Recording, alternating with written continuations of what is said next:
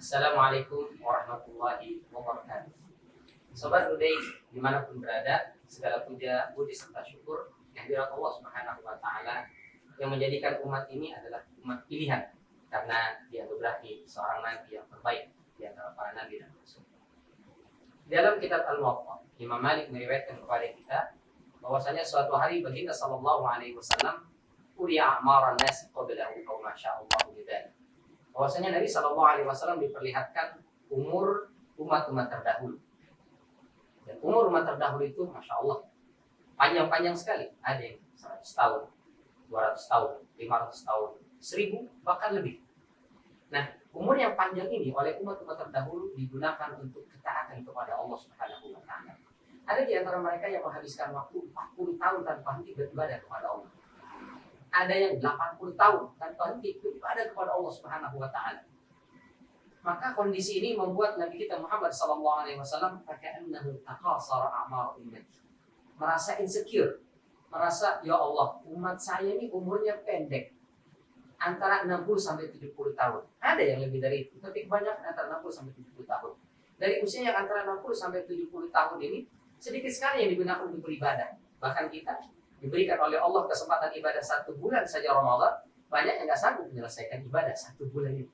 Lalu bagaimana nasib kita di hadapan Allah Subhanahu wa Ta'ala jika dibandingkan dengan umat-umat terdahulu? Maka Rasul merasa berkecil hati dan merasa minder bahwa umatnya tak bisa melampaui umat-umat terdahulu dalam hal ibadah kepada Allah Subhanahu wa Ta'ala. Maka baiknya Allah, kemudian Allah fa'atahu lailatul qadri khairum min alfi syahr.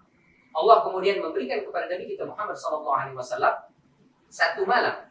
Kalau kita beribadah di malam itu lebih baik daripada 1000 bulan. Berapa banyak 1000 bulan itu? 83 tahun. Artinya, kalau kita beribadah di malam Lailatul Qadar itu lebih baik daripada orang yang beribadah sepanjang 83 tahun tanpa henti. Sekali saja kita mendapatkan Lailatul Qadar, kita sudah menyaingi atau melampaui bahkan orang-orang yang ibadah selama 80 tahun tanpa henti kepada Allah Subhanahu wa Ta'ala. Sungguh karunia yang begitu besar kepada kita umat Nabi Muhammad sallallahu alaihi wasallam. Pertanyaannya, apa itu Lailatul Qadar? Kenapa malam itu disebut dengan Lailatul Qadar? Malam itu adalah malam di mana Allah Subhanahu wa Ta'ala turunkan Al-Qur'an dari Lauhil Mahfuz ke Baitul Izzah di langit dunia sebanyak 30 juz secara sekaligus. Inna anzalnahu fi Lailatul Qadar. Anzala kata Imam Qurtubi maknanya turun sekaligus. Kalau nazzala itu turun secara berangsur-angsur. Maka inna anzalnahu fi Lailatul Qadar. Sesungguhnya kami telah menurunkan Al-Quran sekaligus 30 juz pada malam kemuliaan. Dari mana? Dari Lauhil Mahfuz ke langit dunia Baitul Izzah. Peristiwa turunnya Al-Quran dari Lauhil Mahfuz ke Baitul Izzah di langit dunia, inilah yang kita kenal dengan Lailatul Qadar. Apa makna Lailatul Qadar? Ibnul Jauzi dalam Zadul Masir, beliau mengatakan paling tidak ada 3 makna. Yang pertama, Al-Qadar secara bahasa itu maknanya adalah syaraf, kemuliaan. Orang Arab itu kalau memberikan piagam penghargaan ditulis syahadat takdir. Itu artinya piagam penghargaan, takdir, qadar. Secara bahasa, qadar bermakna kemuliaan. Kenapa malam itu disebut Lailatul Qadar? Karena malam itu memiliki banyak sekali kemuliaan. Di antaranya adalah dia lebih baik daripada 1000 bulan. Bahkan Ibnu Juzai dalam At-Tafsir yang Ulumul Tanzil, beliau meriwayatkan di malam itu karena mulianya Lailatul Qadar tidak ada syaitan, tidak ada penyakit, tidak ada musibah dan bencana yang terjadi di malam itu. Karena malam itu begitu mulia sampai Allah tak rela ada satu makhluk yang tertimpa musibah dan bencana. Masya Allah. Yang kedua, Al-Qadar secara bahasa bermakna dhayiq, sempit. Misalnya Allah Subhanahu wa Ta'ala berfirman dalam surat Al-Isra ayat 130, Inna rabbaka yabsutur rizqa liman yasha wa yaqdir. Sesungguhnya Tuhanmu melapangkan rizki bagi siapa yang Allah kehendaki, wa yaqdir, dan Allah membayarkan, menyempitkan rezeki buat siapa yang Allah kehendaki. Kenapa malam itu Lailatul Qadar yang bermakna malam yang sempit? Karena pada malam itu tanazzalul malaikatu war-ruhu fiha bi'idzni rabbihim. Malaikat turun menggunakan tanazzal, itu artinya turun dalam jumlah yang besar atau yang terus-menerus.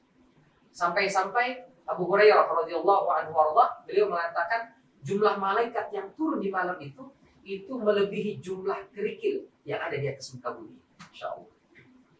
Berapa jumlah kerikil? Siapa yang sanggup menghitung jumlah kerikil yang ada di atas muka bumi? Jangankan semua kerikil, 1 sendok saja itu. Jumlah kerikil yang ada di situ kita nggak sanggup menghitungnya, saking banyaknya. Nah kata Abu Hurairah radhiyallahu anhu, jumlah malaikat yang turun di malam itu begitu banyak, saking banyaknya melampaui jumlah kerikil yang ada di atas muka bumi. Maka kita bisa bayangkan betapa padat dan sempitnya bumi ini karena para malaikat turun ke dunia. Jadi malaikat dari langit yang jauh di sana turun ke sini demi mendapatkan kemuliaan Lailatul Qadar. Maka malu rasanya kita yang berada di muka bumi lantas enak-enakan tidur. Malaikat jauh dari sana datang ke sini untuk mendapatkan kemuliaan. Kita yang di sini malah abai dan cuek terhadap kemuliaan ini. Maka ayo kita hidupkan Lailatul Qadar. Yang ketiga, apa makna Al-Qadar? Maknanya adalah takdir. Allah Subhanahu wa taala dalam surat Ad-Dukhan ayat 4 mengatakan fiha yufraqu kullu amrin hakim. Pada malam itu dijelaskan berbagai macam urusan yang baik dan bijaksana atau penuh hikmah. Kata Ibnu Abbas radhiyallahu anhu, Allah Subhanahu wa taala pada malam Lailatul Qadar itu menetapkan takdir sanawi 1 tahun ke depan.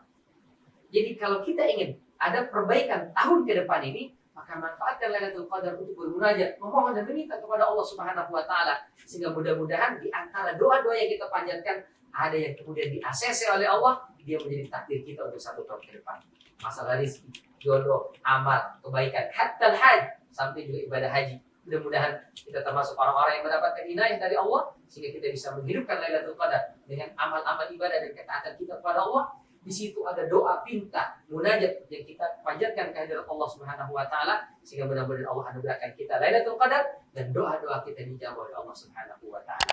Jangan sampai kita terlewat Lailatul Qadar karena mungkin kita tak berjumpa lagi di tahun mendatang. Terima kasih. Mudah-mudahan apa yang kita amalkan, yang kita lakukan diterima dengan pahala yang sempurna oleh Allah Subhanahu wa taala. Dosa-dosa kita dihapuskan oleh Allah Subhanahu wa taala. Hadanallahu wa iyyakum ajma'in. Wabillahi taufiq wal hidayah. Wassalamualaikum warahmatullahi wabarakatuh.